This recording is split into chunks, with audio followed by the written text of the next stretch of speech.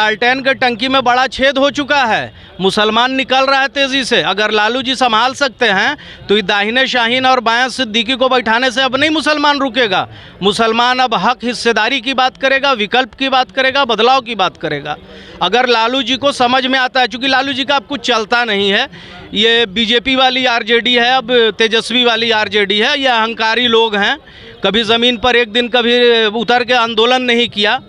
Born with कहते हैं ना silver spoon in the mouth, तो वही वाली चीज़ है। लालू जी के उत्तराधिकारी हैं और इनका कोई ऐसा क्रेडिबिलिटी राजनीति में क्या है।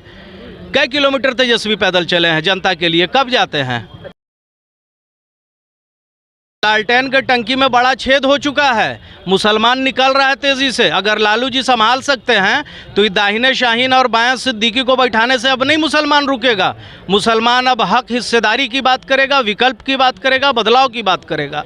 अगर लालू जी को समझ में आता है, चूँकि लालू जी का अब कुछ चलता नहीं है, ये बीजेपी वाली आरजेडी है, अब तेजस्वी वाली आरजेडी है, ये अहंकारी लोग हैं। कभी ज़मीन पर एक दिन कभी उतर के आंदोलन नहीं किया।